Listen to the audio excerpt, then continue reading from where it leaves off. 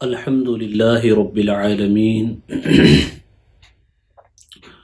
والعاقبة للمتقين والصلاة والسلام على سيد الأنبياء والمرسلين وعلى آله وأصحابه الطيبين الطاهرين أما بعد فأعوذ بالله من الشيطان الرجيم بسم الله الرحمن الرحيم ان اللہ وملائکتہ یصلون علی النبی یا ایہا الذین آمنوا صلوا علیہ وسلموا تسلیما اللہم صل علی سیدنا شفیعنا نبینا حبیبنا ومولانا محمد طب القلوب ودوائها وعافیة الابدان وشفائها ونور الابصار وضیائها وآلہ وصحبہ وبارک وسلم۔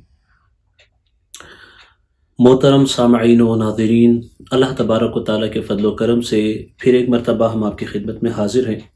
انشاءاللہ العظیم ہم اپنے معمول کے مطابق تفسیری گفتگو کا یہ سلسلہ آگے بڑھاتے ہوئے آج انشاءاللہ العظیم ہم سورۃ السبا اور سورۃ الفاطر اور سورۃ یاسین اور وقت نے اجازت دی تو اس کے آگے کی بھی تفسیر سننے کی سعادت حاصل کریں گے۔ تو گویا کہ یوں سمجھے کہ آج 22واں پارہ مکمل ہو جائے گا اور 23واں پارہ بھی شروع ہو جائے گا، اور اس حصے میں یہ 3 صورتیں پڑھتی ہیں۔ اللہ تبارک و تعالیٰ نے ان صورتوں میں متعدد چیزوں کے حوالے سے کلام فرمایا ہے۔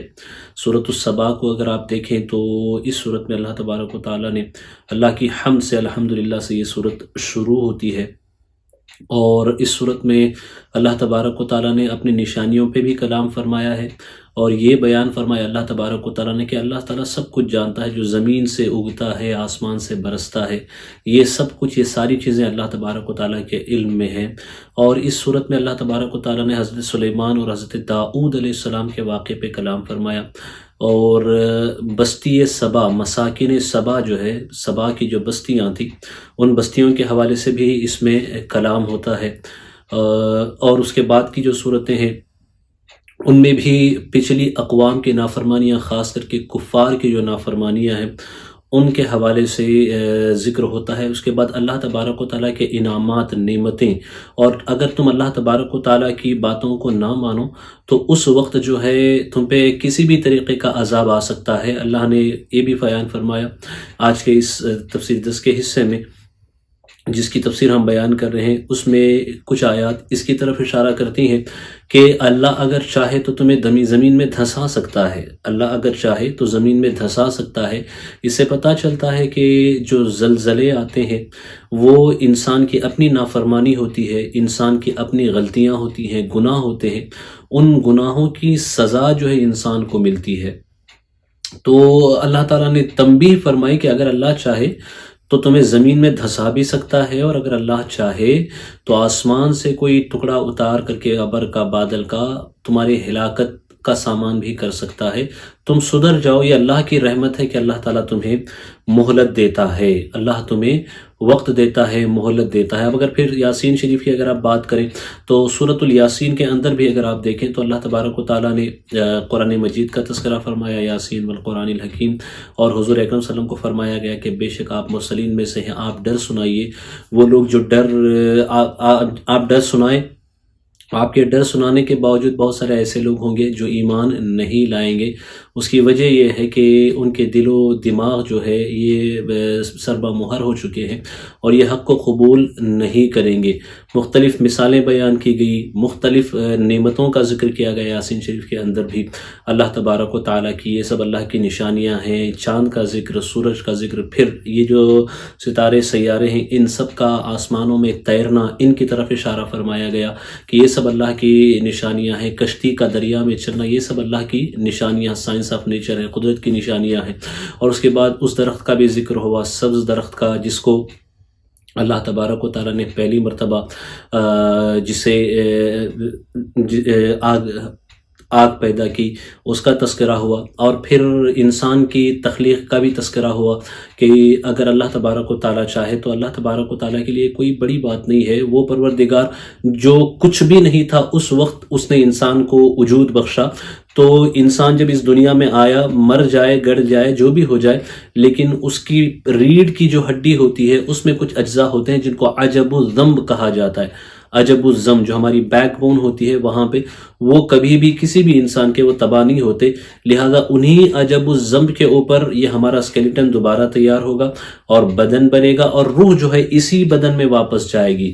تو اللہ تعالیٰ نے فرمایا کہ وہ رب جب یہ سب کچھ نہیں تھا تو اس وقت انسان کو اس نے پیدا کیا، جب اس پہ قادر ہے تو اللہ بدرجہ اولا اس پر بھی قادر ہے۔ آئیں انشاءاللہ العظیم اس اجمال کی تفصیل کے لیے ہم کچھ آیات کو سنتے ہیں انشاءاللہ العظیم، اور ان میں جو علمی خزانے ہمارے لیے ہیں اس سے استفادہ کرتے ہیں اور اپنی معلومات میں اضافہ بھی کرتے ہیں، اور قرآن مجید کی تلاوت اور سماعت کے ثواب سے بھی انشاءاللہ العظیم ہم مالا مال ہوں گے۔ پہلے ہم سورۃ السبا کی طرف پڑھتے ہیں۔ سورہ سبا، یہ جو صورت ہے اس میں اللہ تبارک و تعالیٰ نے خاص کر کے مساکن سبا کا تذکرہ فرمایا ہے۔ مساکن سبا تو ہم قرآن کی روشنی میں سنتے ہیں، پھر اس کی تشریح بھی ہم سنیں گے۔ اللہ تعالیٰ ارشاد فرماتا ہے لَقَدْ كَانَ لِسَبَإٍ فِي مَسَاكِنِهِمْ آیَةٌ۔ اللہ اکبر۔ بلکہ اس سے پہلے کی آیات ہم کچھ سنتے ہیں اور اس کے بعد پھر ہم اس طرف آئیں گے انشاءاللہ العظیم۔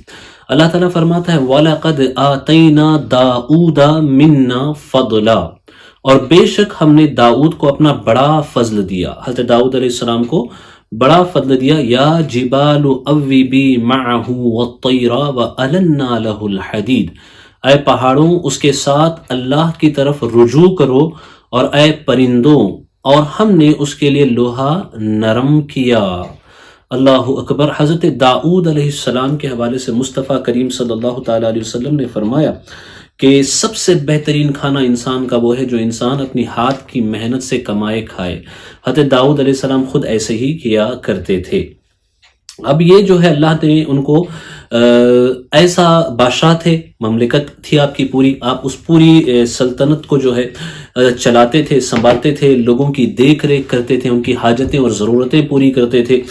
آپ جو ہے عام لباس اختیار کر کے عوام میں چلے جاتے تھے تاکہ جا کر عوام سے پوچھے کہ عوام کی کیا ضرورت ہے، عوام کی کیا حاجت ہے، پبلک کی کیا ضرورت ہے، ان کی کیا پریشانی ہے، اور سب سے مل کر کے پوچھتے تھے کہ یہ جو بادشاہ داؤد ہے کیا یہ صحیح طریقے سے آپ لوگوں کا خیال رکھ رہا ہے کہ نہیں رکھ رہا ہے۔ تو لوگ کہتے ہیں ہاں وہ بہت اچھے ہیں اور ہماری ہر ضرورت کا وہ خیال رکھتے ہیں، ان کے دور سلطنت میں ہمارے لیے آرام ہی آرام ہے، ہر طریقے کا انتظام ہے، رفاہیت ہے، اور ہر چیز کی جو ہے سہولت میسر ہے۔ تو ایک دن ایسا ہوا کہ اللہ تبارک و تعالیٰ نے ایک فرشتے کو بھیجا حضرت داؤد علیہ السلام کے پاس۔ وہ فرشتہ ایک انسانی شکل میں آیا، بھیس میں آیا، اور حضرت داؤد علیہ السلام حسب معمول نکلے تاکہ رعایا کا حال معلوم کیا جائے۔ یہ وہ بادشاہت ہوا کرتی تھی، یہ وہ بادشاہ ہوا کرتے تھے جو نرم گدوں پہ نہیں سویا کرتے تھے، جو 10 لاکھ کے لباس نہیں زیب تن کیا کرتے تھے۔ وہ حکمراں ایسے تھے کہ وہ غریبوں کے ٹیکس سے اصول ہے پیسوں سے 10 لاکھ 20 لاکھ کے لباس پہننا اور کروڑوں روپے جو ہے باہر جا کر کے اڑا دینا، وہ نہیں کرتے تھے۔ وہ حکمراں وہ تو اپنے لیے بھی کچھ نہیں لیتے تھے، وہ رعایا کی خدمت کرتے تھے۔ حضرت داؤد علیہ السلام جو ہے نکلے، وہ فرشتہ آیا حسب معمول معلوم کرنے کے لیے نکلے، تو فرشتہ انسانی شکل میں آیا، اس سے آپ کی ملاقات ہوئی۔ تو آپ نے پوچھا کہ داؤد جو بادشاہ ہے ان کے بارے میں کیا خیال ہے، کوئی کمی ہے ان کے دور میں، کہ ان کا جو طریقہ حکومت ہے اور پھر ان کی جو رعایا ہے اس میں کوئی ایسی بات رہ گئی ہو جسے کرنا ان کے لیے ضروری ہے، یا وہ خیال نہیں کر رہے ہوں، کوئی کمی آپ کو نظر آتی ہو تو بتائیں۔ نے کہا کہ نہیں، وہ ماشاءاللہ بہت اچھے ہیں اور وہ رعایا کا بھرپور خیال رکھتے ہیں۔ پھر اس فرشتے نے کہا کہ بس ایک بات ہے جو مجھے تھوڑی سی کھٹکتی ہے، وہ یہ کہ داؤد علیہ السلام جو ہے وہ بیت المال سے کچھ خرچ لیتے ہیں، اور اس سے وہ اپنا اور اپنے اہل خانہ کا گزارا کرتے ہیں، اور اپنی فیملی کو وہ اس مال سے چلاتے ہیں۔ اگر بس یہ ایک چیز نہ ہو تو باقی ساری چیزیں ان کی ایک دم پرفیکٹ ہیں۔ اس طریقے کی باتیں انہوں نے کہی۔ یہ حکمت الہی تھی، حضرت داؤد علیہ السلام کو اس طرف توجہ دلانا تھا۔ تو ہوتا یہ تھا کہ داؤد علیہ السلام جو ہے بیت المچوں کے سارا دن آپ کام کرتے تھے رعایا کے لیے، تو اس کی تنخواہ کے طور پہ جو بیت المال ہوتا تھا اس سے تھوڑا سا آپ لے لیا کرتے تھے، جس سے آپ کے خاندان کا گزر بسر ہو سکے، آپ کی فیملی کا گزر بسر ہو کے۔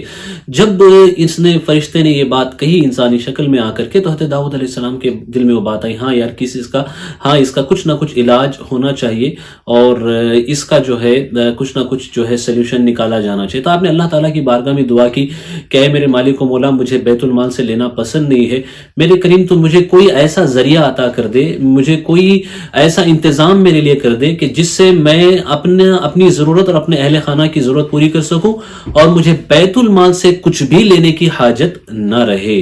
تو اللہ تبارک و تعالیٰ نے حضرت داؤد علیہ السلام کو زرع بنانے کی ترکیب سکھائی۔ زرع بنانے کی، زرع کہتے ہیں جو جنگ میں آپ نے دیکھا ہوگا، جو جنگوں میں پرانے دنوں میں پہنا جاتا تھا، آپ نے پڑھا ہوگا یا اس کی پکچرز آپ نے دیکھی ہوں گی کہ لوہے کی جو ہے ایک جیکٹ کے ٹائپ پہ ہوتی ہے، وہ جال کی طرح رہتا ہے لیکن ہوتی دراصل وہ لوہے کی ہے، اس میں سنکلیں ہوتی ہیں راؤنڈ اور ان سرکلوں سے بنی ہوئی ہوتی ہے، اس کو پہنا جاتا ہے تاکہ تیر ہو یا نیزہ ہو میدان جنگ میں آ کر نہ لگے۔ تو اس طرح کی زرع جو ہے پہنی جاتی۔ تو یہ زرع بنانا اس سے پہلے کوئی نہیں جانتا تھا، یہ حضرت داؤد علیہ السلام کی ایجاد ہے۔ یہ اس کی بنیاد کے لیے اس کو انٹروڈیوس آپ نے کرایا، اس کو انوینٹ آپ نے کرایا، اور اللہ تعالیٰ کے حکم سے آپ نے یہ کیا۔ اور جب آپ زرع بناتے تھے تو اس کا حال یہ ہوتا تھا کہ ایک زرع جو ہے 4000 کی بکتی تھی، تو اسی 4000 سے جو ہے آپ اپنے گھرانے کا خرچ پورا کرتے تھے، اور باقی جو ہے آپ صدقہ و خیرات کیا کرتے تھے۔ اس طریقے سے آپ نے اپنے ہاتھ کی کمائی سے اپنے رزق کا انتظام فرمایا۔ قرآن مجید اس کا ذکر فرماتا ہے۔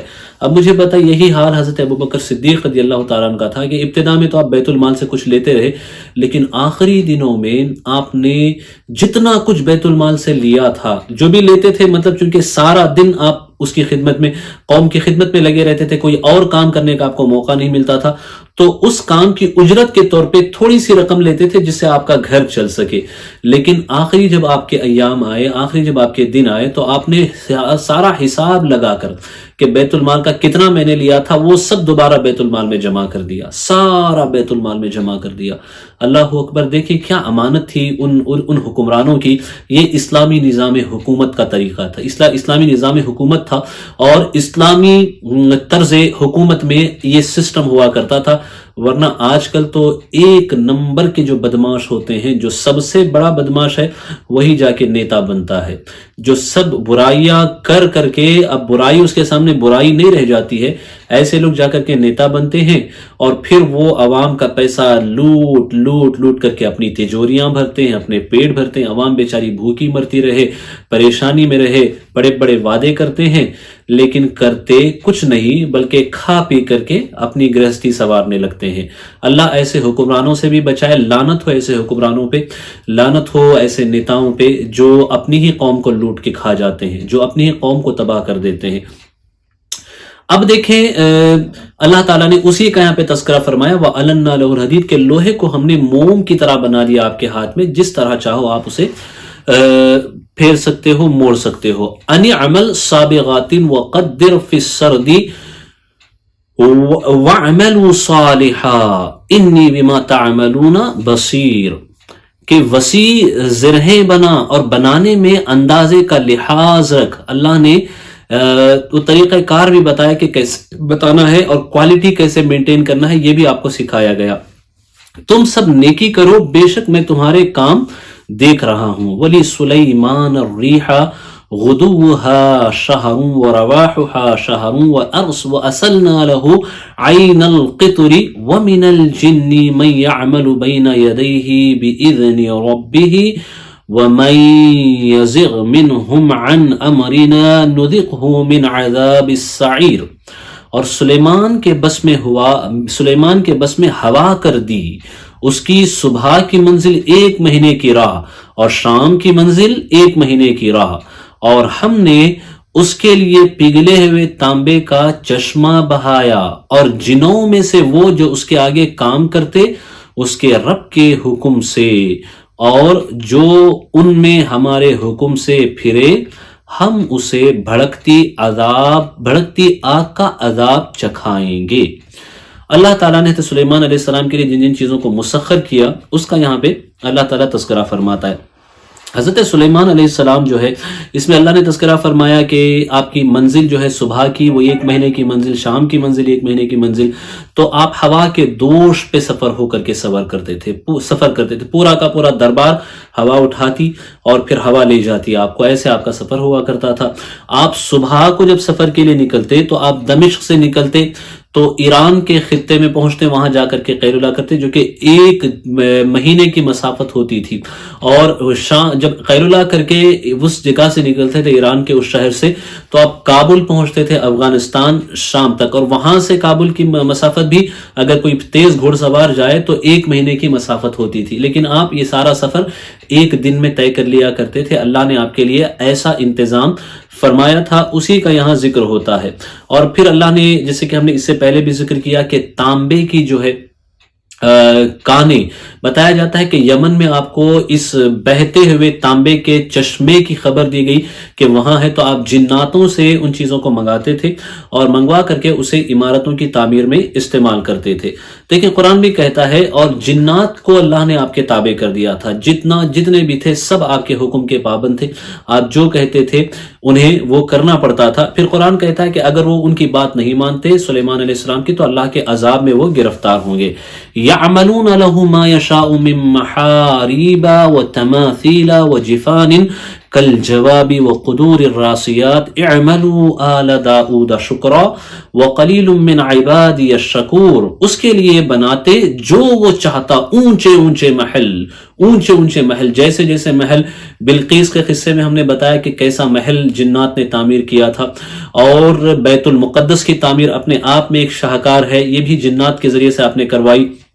اور تصویریں بناتے، مختلف جانداروں کی، مختلف جانوروں کی تصویریں اور ان کی تماثیل بناتے، سٹیچوز ان کی بناتے، اور یہ اس وجہ سے کہ آپ کی شریعت میں اس کا بنانا حرام نہیں تھا، ناجائز نہیں تھا، اس کی اجازت تھی، تو وہ بناتے تھے۔ مختلف حکمتوں کے تحت آپ ان کو استعمال کرتے تھے، مختلف ضرورتوں کے تحت آپ انہیں استعمال کرتے تھے، اور بڑے حوضوں کے برابر لگن اور ایسی لگنیں وہ ہوا کرتی تھی کہ اس میں ایک ساتھ بیک وقت جو ہے 1000 لوگ اس کے گرد بیٹھ کر کے اسے یوز کر سکیں، اتنی بڑی لگنیں جنات کے ذریعے سے آپ بنوایا کرتے تھے اس وقت کی ضرورتوں کے لیے۔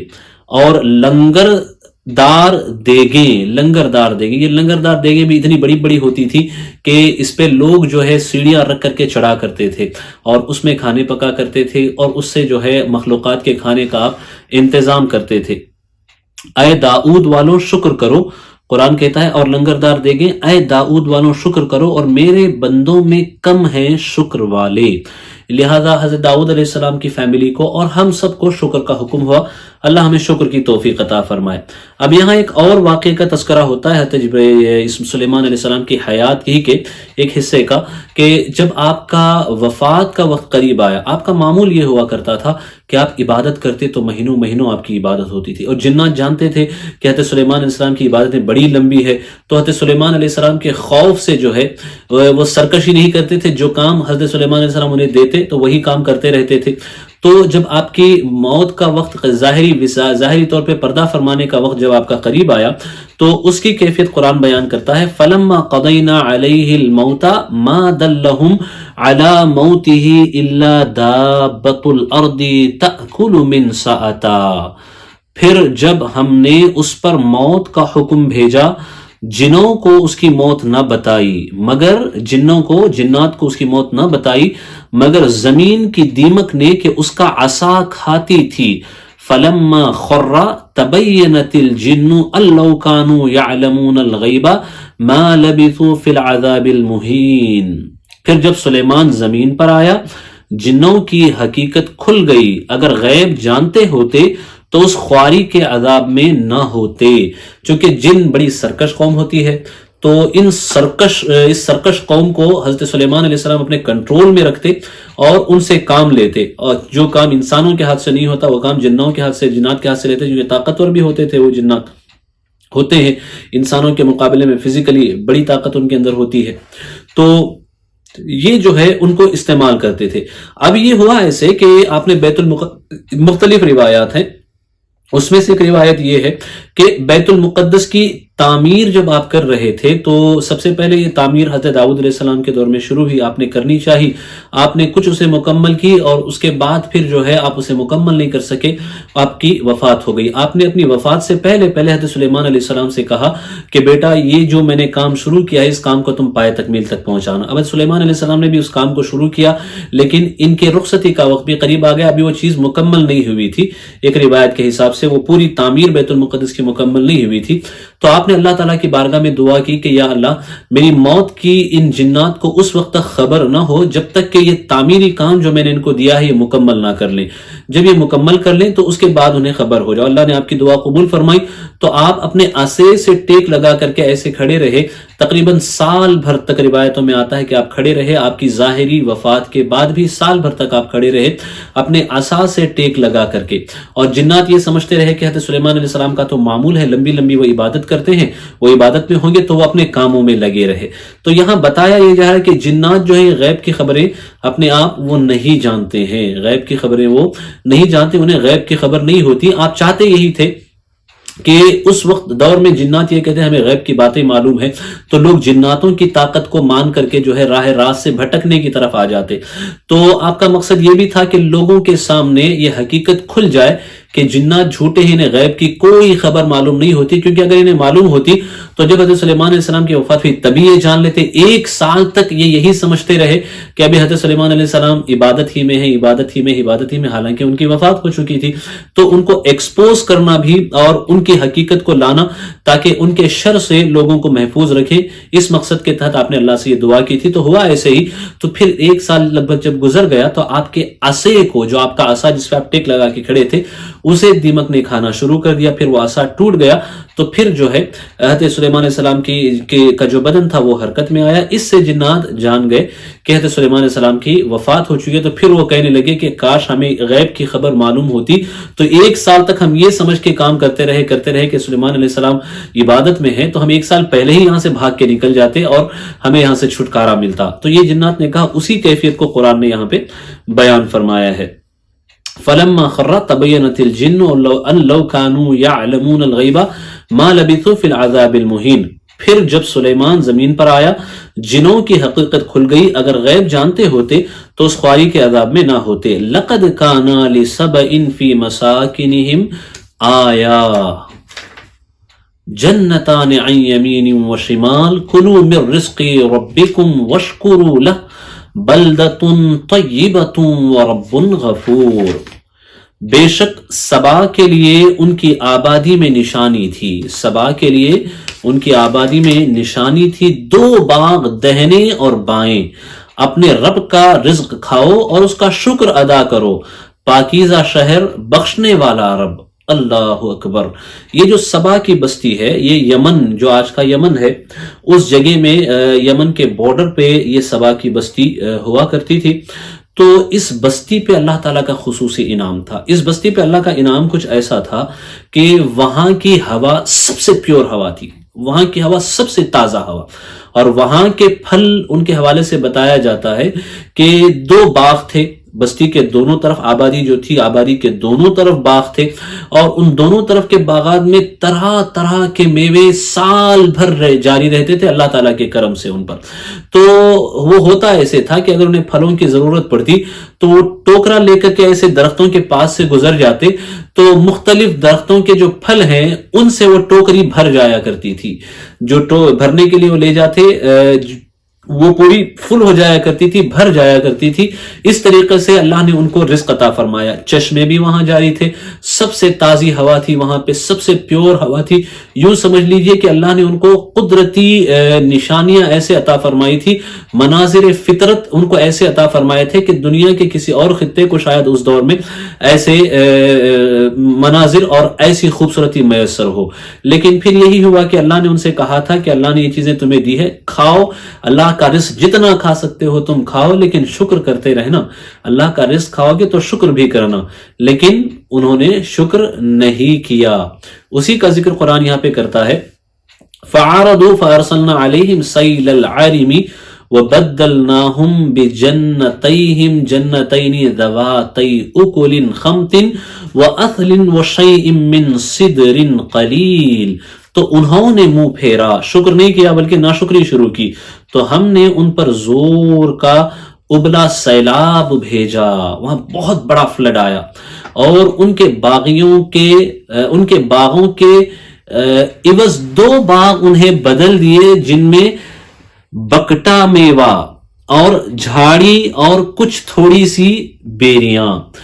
تو یہ جو خوبصورت ان کے باغ تھے، طرح طرح کے پھلوں پھولوں سے آراستہ اور بھرے ہوئے، ان باغوں کو اللہ نے گھنے جنگلی جنگلات میں بدل دیا، ایسے جنگلات جن میں کوئی پھل نہیں، جن کے درختوں کو دیکھ کے وحشت ہو اور جن سے بو آتی ہو، اس طرح کے اس میں بدل دیا ان کی ناشکری کے بدلے میں۔ تو پتا چلا کہ ناشکری بہت بری چیز ہے جو نعمتوں کو تباہ کر دیتی ہے، اسی لیے فرمایا گیا قید النعم بالشکر للہ سبحانہ وتعالی، نعمتوں کو قید کر لو اللہ کا شکر کر کے، کیونکہ جس نعمت پہ شکر کیا جاتا ہے وہ نعمت محفوظ ہو جاتی ہے، وہ نعمت سیف ہو جاتی ہے، پھر وہ نعمت اسے چھینی نہیں جاتی۔ تو شکر یہ بہت اہم ہے، اللہ توفیق عطا فرمائے۔ ذالک جزیناہم بما کفروا، ہم نے انہیں یہ بدلہ دیا ان کی ناشکری کا، ناشکری کی سزا۔ وَهَلْ نُجَازِي إِلَّا الْكَفُورَ، اور ہم کسے سزا دیتے ہیں؟ اسی کو جو ناشکرا۔ وَجَعَلْنَا بَيْنَهُمْ وَبَيْنَ الْقُرَى الَّتِي بَارَكْنَا فِيهَا قُرًى ظَاهِرَةً وَقَدَّرْنَا فِيهَا السَّيْرَ، ان شہروں میں جن میں ہم نے برکت رکھی سرے راہ کتنے شہر، اور انہیں منزل کے اندازے پر رکھا۔ سیروا فیہا لیالی و ایاما آمنین، ان میں چلو راتوں اور دنوں امن و امان سے۔ تو یہ برکت والا جو شہر جس کا ذکر یہاں پہ کیا گیا ہے، ملک شام کی بستیاں یہاں پہ مراد ہیں، وہاں یمن میں بھی ان کو برکت دی گئی تھی لیکن انہوں نے اس کو قائم نہیں رکھا۔ تو قرآن مجید نے یہاں پہ چند سفروں کے ذکر فرمایا ہے ان آیات میں، اسفار کا، ٹریولنگز کا ہے، جو اس وقت کے لوگوں نے کچھ ٹریول کیے تھے، جو اسفار کرتے تھے، یا پھر سفر کرنے کی جو کیفیت ہوتی تھی اسے یہاں قرآن نے بیان فرمایا ہے۔ دراصل یہاں پہ بھی بات ایسی تھی کہ وہ ایک خطہ ایسا تھا کہ اللہ تبارک و تعالیٰ نے اس پورے خطے کو سبزے سے نوازا تھا اور پانی کا انتظام تھا، تھوڑی تھوڑی دیر پہ دور پہ بستیاں ہوا کرتی تھی، تو جب کوئی مسافر نکل کے چلتا، چاہے وہ کتنا ہی غریب کیوں نہ ہو، تو راستے میں کبھی بھوکا نہیں رہتا۔ وہ جو پھلوں کا اللہ نے انتظام کیا تھا باغات کا، ان سے پھل کھا لیتا، پانی کے جو قدرتی انتظامات ہیں ان سے پانی پی لیتا، اور اس کے بعد تھوڑی دور جاتا تو بستیاں چونکہ آبادیاں قریب قریب میں ہوتی، تو ایک منزل پہ چلا تو بستی مل گئی، وہاں آرام کر لیا، اس سے نکل کے دوسری منزل پہ چلا تو دوسری بستی مل گئی، وہاں آرام مل گیا۔ تو اس بات کو دیکھ کر کے جو غریب لوگ تھے ان کے سفر کا یہ حال تھا، تو اس بستی کے ان علاقوں کے جو عمرہ ہوا کرتے تھے ان کو جلن ہونے لگی، ان کو حسد ہونے لگا، وہ یہ کہنے لگے کہ یہ تو امیر اور غریب کا فرق ہی یہاں پہ مٹ گیا، کہ بھائی امیر و غریب کا فرق ہی نہیں رہا، جیسے ہم سفر کرتے ہیں ویسے یہ سفر کر رہے ہیں۔ ہونا تو یہ چاہیے کہ امیر و غریب کے اندر فرق لوگوں کو پتا چلے۔ وہ یہ کہنے لگتے کہ اگر یہ ساری چیزوں کا انتظام نہیں ہوتا تو غیب سے کھانے کا، پینے کا اور جو قدرتی انتظام ہے یہ نہیں ہوتا، تو ہمارے پاس جو مال ہے ہم اس مال کو استعمال میں لاتے اور نوکروں کو اپنے ساتھ لے کر کے چلتے، تو پھر ہمارے پاس کھانے پینے اور آرام کرنے کے سارے انتظامات ہوتے، اور جو غریب نادار لوگ ہیں ان کے پاس نہیں ہوتے۔ اس طریقے سے ہماری جو ہے سپیریورٹی بنی ہوئی ہوتی اور ہم جو ہے غربا پہ ایک ہاتھ اوپر ہوتے، اس طریقے کے ان کے نظریات تھے۔ تو انہی کو اللہ تبارک و تعالیٰ نے یہاں پہ بیان فرمایا ہے کہ ان کے ان خیالات کا انجام کیا ہوا اور انہیں کیا ان خیالات کے نتیجے میں فیس کرنا پڑا، اس کا ذکر ہو رہا ہے۔ فَقَالُوا رَبَّنَا بَاعِدْ بَيْنَ أَسْفَارِنَا وَظَلَمُوا أَنفُسَهُمْ فَجَعَلْنَاهُمْ أَحَادِيثًا وَمَزَّقْنَاهُمْ كُلَّ مُمَزَّقٍ، تو بولے اے ہمارے رب ہمیں سفر میں دوری ڈال۔ مطلب یہ ہے کہ ہمارا سفر اور غریبوں کا سفر ڈیفرنس ہونا چاہیے، اور انہوں نے خود ہی اپنا نقصان کیا تو ہم نے انہیں کہانیاں کر دیا۔ مطلب اب ان کی جو حقیقت تھی اس کو اللہ تعالیٰ نے ماضی کا قصہ بنا دیا۔ جو چیز حقیقت میں تھی کہ اتنا بہترین خطہ تھا اور اسے نیچرل انتظامات تھے سفر کے، تو وہ سب ماضی کی کہانی ہم نے بنا دی، اس کو تباہ کر کے برباد کر کے، اور انہیں پوری پریشانی سے پراگندہ کر دیا۔ ان فی ذلک لآیات لکل صبار، شکور، بے شک اس میں ضرور نشانیاں ہیں ہر بڑے صبر والے اور ہر بڑے شکر والے کے لیے۔ اللہ اکبر۔ دیکھیں یہاں پہ اللہ تعالیٰ نے کتنے واضح الفاظ میں اس کو بیان فرمایا۔ یہ جو اللہ نے فرمایا مزقناہم کل ممزق، مطلب یہ ہوا کہ ان کی بستیاں الگ ہو گئی، ان کے جو رہنے والے تھے وہ الگ ہو گئے، کوئی یمن کی طرف، کوئی شام کی طرف، کوئی خطہ عراق کی طرف، اس طریقے سے وہ بڑھ گئے۔ تو پھر یہ ہوگا کہ وہ پارا پارا ہو گئے اور ماضی کا وہ قصہ بن گئے۔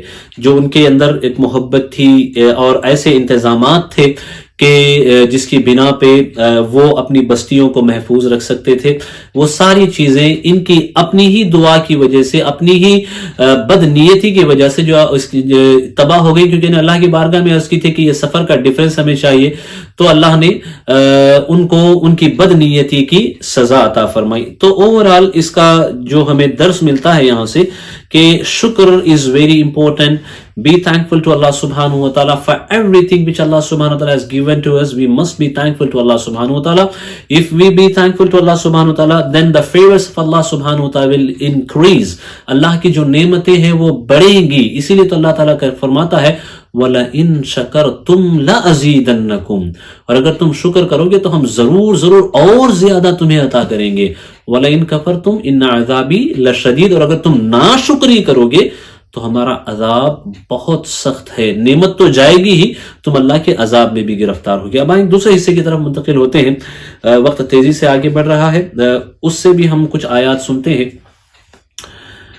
سورۃ الفاطر، اس کی بھی کچھ آیات ہم سنیں گے انشاءاللہ العظیم۔ اللہ تعالیٰ فرماتا ہے اس عظیم سورت میں أَفَمَنْ زُيِّنَ لَهُ سُوءُ عَمَلِهِ فَرَآهُ حَسَنًا فَإِنَّ اللَّهَ يُضِلُّ مَن يَشَاءُ وَيَهْدِي مَن يَشَاءُ فَلَا تَذْهَبْ نَفْسَكَ عَلَيْهِمْ حَسَرَاتٍ إِنَّ اللَّهَ عَلِيمٌ بِمَا يَصْنَعُونَ۔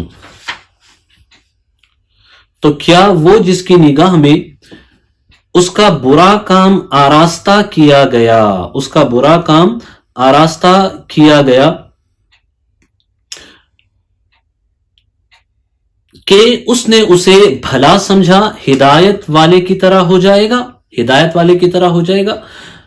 یہ کوشچن ہے، مطلب نفی ہے، یہاں پہ کہا جا رہا ہے کہ ایک وہ شخص جو اپنے برے اعمال تو کرتا رہے اور اسے اچھا سمجھنے لگے، اور ایک وہ شخص جس کے اعمال حقیقت میں اچھے ہیں، کیا یہ دونوں برابر ہو جائیں گے؟ کیونکہ صرف وہ سمجھ رہا ہے کہ میرے اعمال اچھے ہیں، چونکہ شیطان دکھاتا ہے اس طریقے سے ابو جہل کو اور کفار قریش کو، کفار مکہ کو شیطان نے ان کے اعمال ہمیشہ اچھے کر کے دکھائے، ان کے ذہن و دماغ میں یہ بات ڈالتا رہا کہ تم اچھا کر رہے ہو، ٹھیک کر رہے ہو، تم بڑے ہو، فقر والے ہو، اس طرح کی باتیں، تو وہ اسی غرور و گھمنڈ میں رہے لیکن وہ ہدایت نہیں پائے۔ تو اللہ فرماتا ہے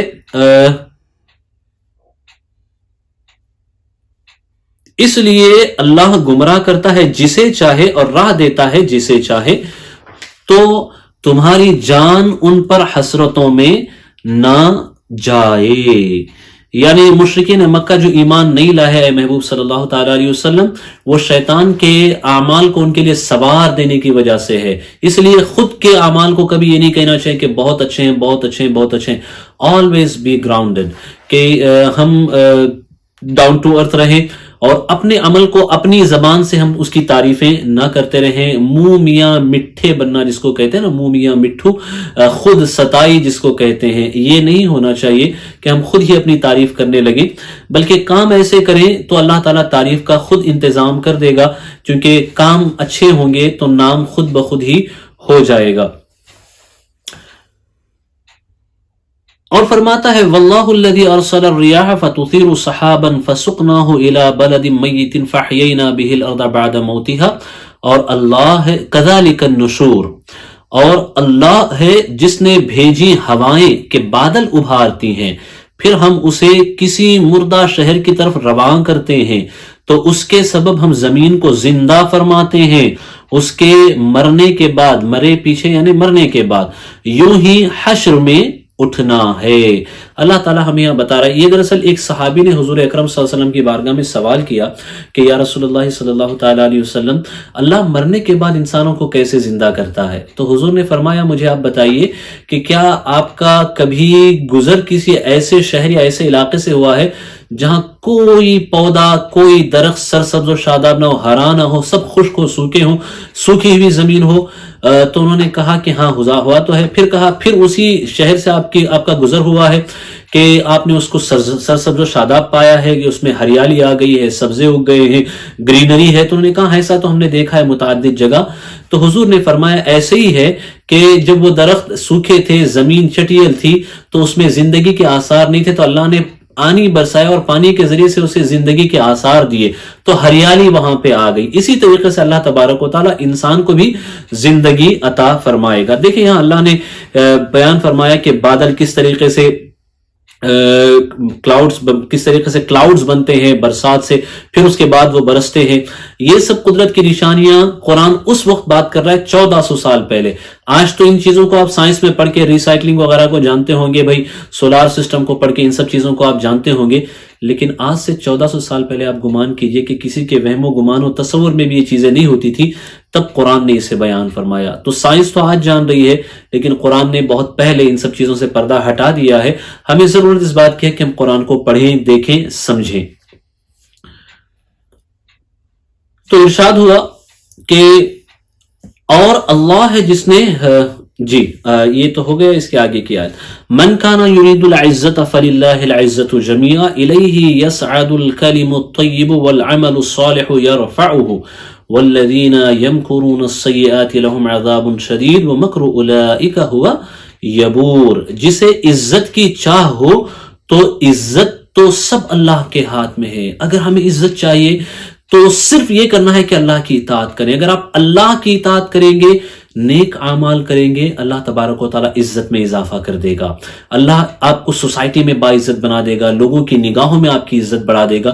بس کرنا یہ ہے کہ اللہ کے احکام کی پابندی کریں، اللہ تعالیٰ کے فرامین کی پابندی کریں. اسی کی طرف چڑھتا ہے پاکیزہ کلام، اور جو نیک کام ہے وہ اسے بلند کرتا ہے، اور وہ جو برے داؤں فریب کرتے ہیں اس کے لیے سخت عذاب ہے، انہی کا مکر برباد ہوگا. دیکھیں اسی کی طرف چڑھتا ہے پاکیزہ کلام، مطلب جو بھی آپ کی اچھی گفتگو ہے. اس سے مراد کلمہ شہادت بیان کیا گیا. اور جب تک آپ کلمہ شہادت ادا نہیں کریں گے، کوئی بھی آپ کا کام ہے وہ اس جگہ تک نہیں پہنچے گا جہاں تک اسے حقیقت میں پہنچنا ہے. چونکہ اللہ نے نیک اعمال کے لیے بھی ایک جگہ اسپیسیفائی کر رکھی ہے. آپ کے جو نیک اعمال ہیں وہ وہاں جا کر کے جمع ہوتے ہیں. تو اگر کلمہ نہ ہو، کلمہ طیب نہ ہو، یعنی کلمہ شہادت آپ نہ پڑھے ہوں، تو جو بھی آپ نیک اعمال کریں گے وہ نہیں چڑھیں گے وہاں پر. مطلب یہ کہ دنیا ہی میں جو لوگ مومن نہیں ہیں، اگر انہوں نے کوئی چیریٹی کی، اچھے اعمال کیے، تو دنیا میں اللہ انہیں کسی نہ کسی طریقے سے اس کی جزا دے دے گا، لیکن آخرت میں انہیں اس کی جزا نہیں ملے گی. آخرت میں اگر جزا چاہیے تو اس کے لیے شہادت شرط ہے، مومن ہونا شرط ہے، ایمان شرط ہے. اسی کا ذکر ہوتا ہے. اسی کی طرف چڑھتا ہے پاکیزہ کلام، اور جو نیک کام ہے وہ اسے بلند کرتا ہے. یعنی نیک کاموں کو کلمہ طیبہ بلند کرتا ہے تاکہ وہ آسمانوں کی طرف جائیں اور مرنے کے بعد بھی ہمیں اس کا ثواب و اجر میسر آئے. اور وہ جو برے داؤں کرتے ہیں، فریب کرتے ہیں، ان کے لیے سخت عذاب ہے اور انہی کا مکر برباد ہوگا. یہی ہوا کہ بدر کے میدان میں اللہ نے کافروں کے مکر کو انہی کی طرف پھیر دیا اور وہ ہلاک و تباہ ہوئے. واللہ خلقکم من تراب ثم من نطفۃ ثم جعلکم ازواجا. اور اللہ نے تمہیں بنایا مٹی سے، پھر پانی کی بوند سے، پھر تمہیں کیا جوڑے جوڑے. وما تحمل من انثى ولا تدع الا بعلمه. اور کسی مادہ کو پیٹ نہیں رہتا اور نہ وہ جنتی ہے مگر اس کے علم سے. اللہ تعالیٰ سب کچھ جانتا ہے. وما يعمر من معمر ولا ينقص من عمره الا في كتاب ان ذلك على الله يسير. اور جس بڑی عمر والے کو عمر دی جائے یا جس کسی کی عمر کم رکھی جائے، یہ سب ایک کتاب میں ہے. بے شک یہ اللہ کو آسان ہے، بے شک یہ اللہ کو آسان ہے. لوح محفوظ میں اللہ نے ہر ایک کی اولاد، ہر ایک کی عمر، ہر ایک کا رزق، ہر ایک کی سانسیں، ان سب کو محفوظ کر رکھا ہے. تو جو زیادہ جیے گا، کم جیے گا، یہ ساری چیزیں اللہ نے محفوظ کر رکھی. It is already written. اس کی طرف ہمیں بتایا جا رہا ہے. وَمَا يَسْتَوِي الْبَحْرَانِ هَذَا عَذْبٌ فُرَاتٌ صَائِغٌ شَرَابُهُ وَهَذَا مِلْحٌ أُجَاجٌ وَمِن كُلٍّ تَأْكُلُونَ لَحْمًا طَرِيًّا وَتَسْتَخْرِجُونَ حِلْيَةً تَلْبَسُونَهَا وَتَرَى الْفُلْكَ فِيهِ مَوَاخِرَ لِتَبْتَغُوا مِن فَضْلِهِ وَلَعَلَّكُمْ تَشْكُرُونَ۔ اللہ اکبر۔ اس کا ترجمہ کہنے سے پہلے میں ایک چیز آپ سے پوچھنا چاہتا ہوں۔ آپ اگر ایک گلاس میں پانی لیں، میٹھا پانی، اور ایک گلاس میں نمکین پانی لیں، ان دونوں پانیوں کو آپ ملا دیں، پھر ایک گلاس میں کر دیں۔ پہلے تو آپ نے ایک گلاس میں نمکین لیا، دوسرے میں آپ نے میٹھا لیا، اس کے بعد ایک تیسرا گلاس لیں، اس میں آپ دونوں پانی ملا دیں، تو وہ کیا ہو جائے گا؟ میٹھے اور نمکین کا مکسچر بن جائے گا۔ سیدھی سی بات ہے۔ اب آپ اس میں سے میٹھا پانی اور کھارا پانی الگ نہیں کر سکتے، ہے نا؟ کوئی بھی نہیں الگ کر سکتا۔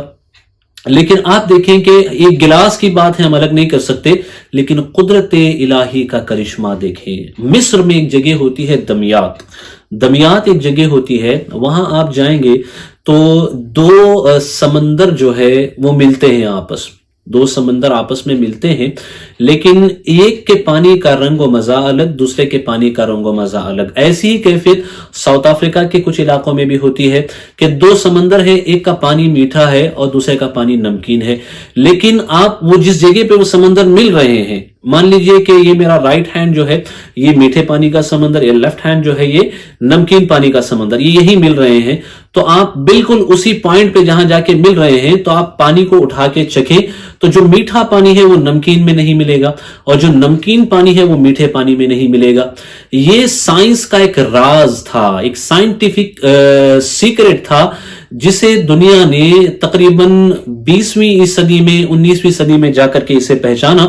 برطانیہ کا ایک بحری سفر، ایک بحری بیڑا نکلا، تقریباً 5 سال تک یہ سمندروں میں اس طرح گھومتے رہے، اس پہ ریسرچ کرتے رہے، تو چیلنجر نام تھا اس کا۔ اس کے بعد جا کے انہیں اس حقیقت کا پتہ چلا، اور جرمنی کا ایک سائنسداں تھا، اس نے اس حقیقت سے پردہ اٹھایا، دیکھا کہ قرآن تو یہ کہتا ہے کہ بھئی دو سمندر ہیں، دکھنے میں تو ایسے لگتے ہیں کہ ملے ہوئے ہیں، لیکن وہ حقیقت میں ملے ہوئے نہیں ہیں۔ تو اس نے اپنی تحقیق کرنے کے بعد اس نے اپنی تحقیق پیش کی کہ اس کی وجہ یہ ہے، تو اسے یہ کہا گیا کہ جس تحقیق کو تم آج بیان کر رہے ہو، قرآن نے اسے 1400 سال پہلے بیان کیا ہے۔ مرج البحرین یلتقیان بینہما برزخ لا یبغیان۔ دو سمندر ہیں، دکھنے میں ملے ہوئے لگتے ہیں، لیکن ان کے درمیان میں برزخ ہے، انہیں ملنے نہیں دیتا۔ تو یہ برزخ پیدا کرنے والی ذات اللہ تبارک و تعالیٰ کی ہے، جو میٹھے کو نمکین میں نہیں ملنے دیتا اور جو نمکین کو میٹھے میں نہیں ملنے دیتا، یہ اس کی کمال صنعت و قدرت ہے۔ تو کرسٹو، اس مغربی جرمنی کے سائنسداں نے اس وقت کلمہ پڑھ کر کے اسلام قبول کیا، اور کہا کہ وہ کتاب جو اس عظیم سائنسی حقیقت کو 1400 سال پہلے بیان کر رہی ہے، وہ کسی انسان کی لکھی ہوئی ہوئی نہیں سکتی، یہ یقیناً جس نے دنیا کو پیدا کیا ہے اسی کی اتاری ہوئی کتاب ہے۔ وہ کلمہ پڑھ کر کے مسلمان ہو گیا۔ تو اسی قدرت کے کمال کا ذکر ان آیات میں ہے۔ قرآن مجید کہتا ہے اور دونوں سمندر ایک سے نہیں، اور دونوں سمندر ایک سے نہیں، یہ میٹھا ہے خوب میٹھا پانی خوشگوار، اور یہ کھاری ہے تلخ، اور ہر ایک میں سے تم کھاتے ہو تازہ گوشت اور نکالتے ہو پہننے کا ایک گہنا۔ یعنی اس سمندر سے جو یاقوت و مرجان موتیاں نکلتی ہیں، اس کی طرف بھی قرآن نے اشارہ فرمایا۔ اور تو کشتیوں کو اس میں دیکھے کہ پانی چیرتی ہیں، تاکہ تم اس کا فضل تلاش کرو اور کسی طرح حق مانو۔ فضل تلاش کرو کہا، فضل قرآن مجید میں متعدد جگہ جو ہے رزق کو کہا گیا ہے، سسٹیننس کو کہا گیا۔ اسی لیے سورۃ الجمعہ کو اگر آپ دیکھیں تو وہاں اللہ تعالیٰ فرماتا ہے وَإِذَا قَضَيْتُمُ الصَّلَاةَ فَانتَشِرُوا وَابْتَغُوا مِن فَضْلِ اللَّهِ، ہے نا؟ جب تم نماز مکمل کر لو، نماز تمہاری ہو جائے، تو اس کے بعد تم زمین میں پھیل جاؤ، وَابْتَغُوا مِن فَضْلِ اللَّهِ، اللہ کے فضل کو تلاش کرو، رزق تلاش کرو۔ اب یہاں بھی قرآن کہتا ہے لِتَبْتَغُوا مِن فَضْلِهِ، تاکہ اس کا فضل تلاش کرو، یعنی تم اپنا رزق تلاش کرو۔ مجھے آپ بتائیے، یہ رزق جو ہے، اس کا بڑا ذریعہ ٹرانسپورٹ کا، جو دنیا کے بڑے بڑے چیزیں ایک ملک سے دوسرے ملک کو ٹرانسپورٹ کی جاتی ہیں نا، بھیجی جاتی ہیں، وہ سورس کیا ہے اس ٹرانسپورٹ کا؟ کارگو سے تو اتنی بڑی بڑی چیزیں ایئر کارگو سے نہیں جا سکتی، لیکن یہی کشتیاں ہیں جو نظام قدرت کا بنایا ہوا ہے۔ پہاڑوں جیسا وزن لے کر کے یہ کشتیاں چلتی ہیں۔ قرآن نے اس راز کی طرف اشارہ فرمایا۔ قرآن نے سمندر کو بہت اہمیت دی ہے، پانی کو بہت اہمیت دی ہے قرآن نے، اور بتایا ہے کہ یہ سمندر معمولی چیز نہیں ہے، ان سمندروں کو تم جانو پہچانو۔ اگر تم سمندروں پہ قابض ہوگے تو یوں مان کے چلو کہ یہ خشکی کا جو حصہ ہے نا اس پہ تمہاری حکومتیں ہوں گی۔ لیکن ہم نے سمندروں پہ قبضے کی بات تو دور، ہم اپنے گھر میں بھی اپنا ہولڈ صحیح سے نہیں رکھ سکے، کیونکہ ہمارا دماغ ہمارے قبضے میں نہیں ہے، ہمارا دل ہمارے قبضے میں نہیں ہے۔ ہم دشمنوں کی بنائی ہوئی چالوں میں کچھ ایسے ڈوبے ہوئے ہیں کہ ہم ان کو فالو کرتے جا رہے ہیں، ہمیں پتہ ہی نہیں کہ قرآن کیا کہہ رہا ہے، ہمیں پتہ ہی نہیں کہ حضور کی حدیث ہمیں کیا بتا رہی۔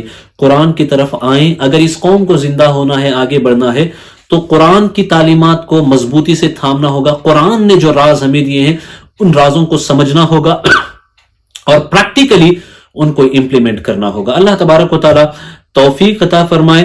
آخری آیت، اس کے بعد اب ہم گفتگو ختم کرتے ہیں، وقت ہوا جا رہا ہے۔ یولج اللیل فی النہار ویولج النہار فی اللیل وسخر الشمس والقمر کل یجری لاجل مسمی ذالکم اللہ ربکم لہ الملک والذین تدعون من دونہ ما یملکون من قطمیر۔ رات لاتا ہے دن کے حصے میں اور دن لاتا ہے رات کے حصے میں، اور اس نے کام میں لگائے سورج اور چاند، ہر ایک ایک مقرر میعاد تک چلتا ہے۔ یہ ہے اللہ تمہارا رب، اسی کی بادشاہی ہے، اور اس کے سوا جنہیں تم پوچھتے ہو دانے خرما کے چھلکے تک کے مالک نہیں، ان کے پاس ایک چھلکا تک نہیں ہے، تو یہ بت تمہارا کیا کر سکتے ہیں؟ سر اپنے رب کی بارگاہ میں جھکاؤ اور اپنے رب کی مدد سے دنیا میں جینے کے طریقے سیکھو۔ اللہ توفیق عطا فرمائے۔ انشاءاللہ العظیم کل ہم کچھ دوسرے مضامین لے کر آپ کی بارگاہ میں حاضر ہوں گے۔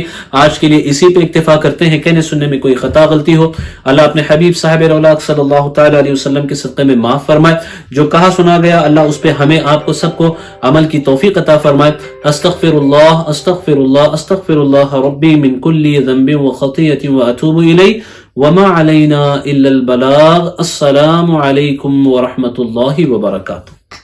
آج ہی SDI چینل کو سبسکرائب کریں، بیل آئیکن پر کلک کریں۔ ہماری حوصلہ افزائی کے لیے کمنٹس، لائک اور شیئر بھی کرتے رہیں۔